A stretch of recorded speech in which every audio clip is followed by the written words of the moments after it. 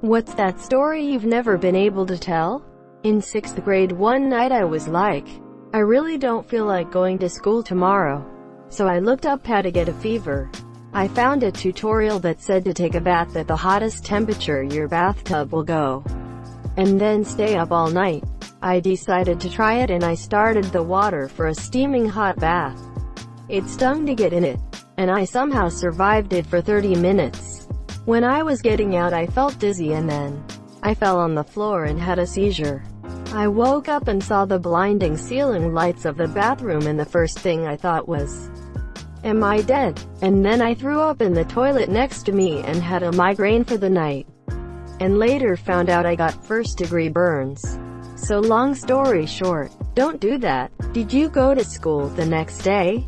No, not for a week. So, success.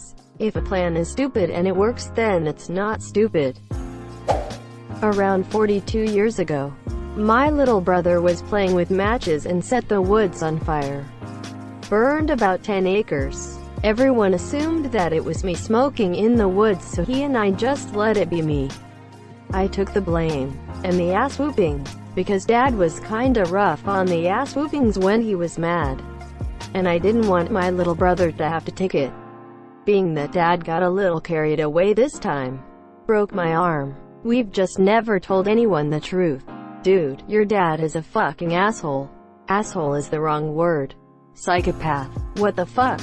I mean, what the fuck is wrong with him? Edit. Saw the 42 years ago. Doesn't make it right, it's just an older generation. Edit 2. Just looked at my comment and saw the people saying in the comments about how they were broken by abusive parents, and I just wanna say I hope they got their karma. The fuck is wrong with abusive parents? How are they such huge fuck-ups that they think breaking bone is suitable punishment for any reason? Even in generations where beating your child with a belt or similar was considered acceptable, breaking their arm would have been unambiguously considered abusive. When I was 17, I worked at a grocery store with a guy named Brian.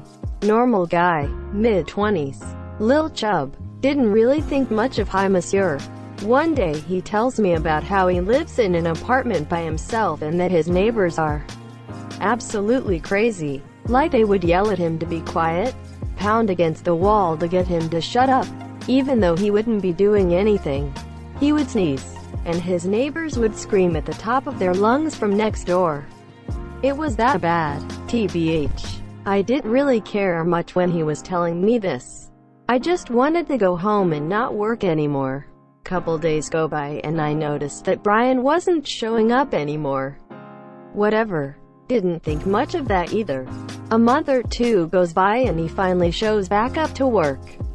So, being the nice friend I am, I asked him where he's been.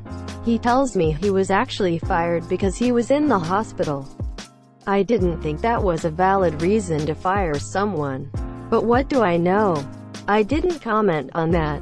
I asked him why he was in the hospital and he told me it was for personal reasons.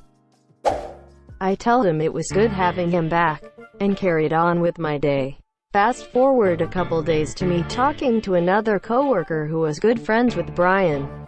He says, "Did you hear what happened to Brian?" Quote, "Yeah, he was in the hospital and was fired or something. Do you know why though?" Quote, "No. He said it was personal." So this is what happened a couple months ago before Brian disappeared. He was at home by himself when his neighbors, surprise, start yelling at him through the walls for being too loud. Brian telling himself, "I've had enough," decides to call the police and have them deal with it. The police arrived and started talking to the neighbors for quite some time. Hours go by with the police and neighbors. So he calls the police again to ask what's taking so long. The police respond with, "You monsieur, we left like an hour and a half ago." Turns out that the neighbors were never yelling at hi monsieur. In fact, they were never there. Brian was schizophrenic and was hearing voices in his head. He had to go to a mental hospital for a month. That was not how I expected this to end. At the beginning, I expected Brian to lose his shit and kill the neighbors. Then I thought the neighbors lost their shit and hurt Brian, putting him in the hospital. In 6th grade, we had this paper we had to write. I forget what the subject was. I decided to procrastinate a lot. Then the day it was due rolled around, and I had nothing. We had to read our papers out loud in front of the class. I was totally prepared to take the 0. But then I realized he wasn't actually taking the papers we used.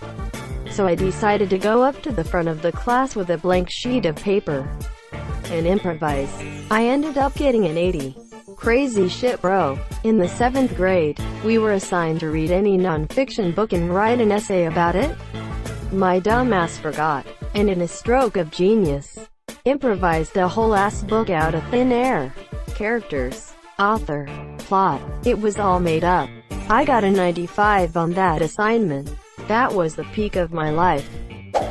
One of the first times I invited my girlfriend to spend the night at my college apartment, I went to bed early. We're both gamers, but I'm an early bird and she's a night owl.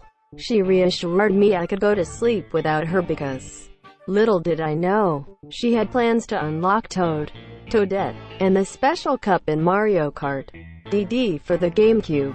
My apartment complex had very strict parking. There were only 2 parking passes for me and my roommate, but I encouraged my girlfriend to park in the lot anyway because I'd never seen a friend get towed in the couple of years I lived there. She really didn't want to get towed though, so I promised to pay if she got her car impounded. So I go to bed while she plays Mario Kart all night. Little did I realize she's an absolute freak at the game. I wake up early in the morning to find her passed out from a night of gaming. I fire up the GameCube to play some Mario Kart with breakfast. Not aware she unlocked almost everything in the game, I proudly proclaim, "You got towed." Quote. Barely awake she responds, "I got towed." Quote. "Yeah, you got towed last night while I was sleeping." "I can't believe it." Quote. "I got towed." Quote. "Yeah, don't you remember?" Quote. She frantically checks behind the blinds to look outside at the parking lot. "I didn't get towed." "Yeah, you got towed and Toadette last night." Quote. One of our best moments for sure. This is a very wholesome story that begins with the first night I invited my girlfriend to spend the night at my college apartment. I started doing one of those 5K running apps. On this app, the trainer is named Erin. She coaches you through each training session. I've never been a runner and now can do a solid 5K. But anyway, Erin told me that I've got to have a mantra. Something I can repeat to myself when I want to give up. Her mantra is, "You're strong, Erin. Be strong." I could never come up with anything better, so now my mantra is, "You're strong, Erin. Be strong." My name isn't even close to Erin, but it doesn't feel right using my own name at this point. I'm surprised how often I want to give up on things and automatically think, "You're strong, Erin. Be strong." Edit. Guys, I am so overwhelmed and touched by these replies. Golden, silver, and wholesome. Oh my, we are all strong Erins. If it makes you feel any better, I have a similar thing for urinals. I used to get stage fright and not be able to pee if other people were in the bathroom at the same time. I read something online and I started saying in my head, "This is asterisk my asterisk toilet. I can piss where I want." Quote. Similar principle in that the toilet isn't actually mine, but it works if I ever need it. Occasionally there'll be someone next to me and I'll not hear a pee noise. I often wonder if I should share my tip or if it would super creep them out. The time my mom needed to go back into the house to get a scarf. Because of this we were held back and missed a bus by 10 seconds. That bus then crashed into a bridge at very high speed because the bus driver had mental health problems. It is the closest I have ever been to death. I will never complain about my mom going back to get a scarf in my life again. Holy shit, that is insane. Sometimes you just make it by the skin of your teeth, I guess.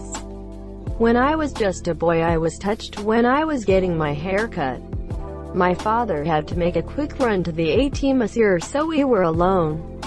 I never realized it affected me that much and honestly didn't even think about it for years until I drove by the place where the barber shop used to be and just felt immense stress.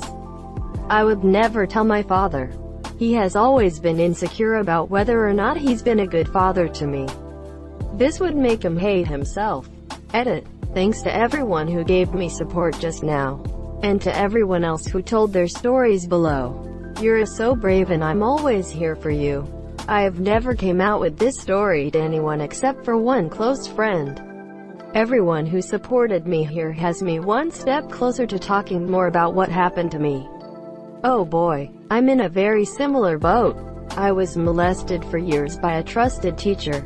Not a school teacher, but I'll keep it vague.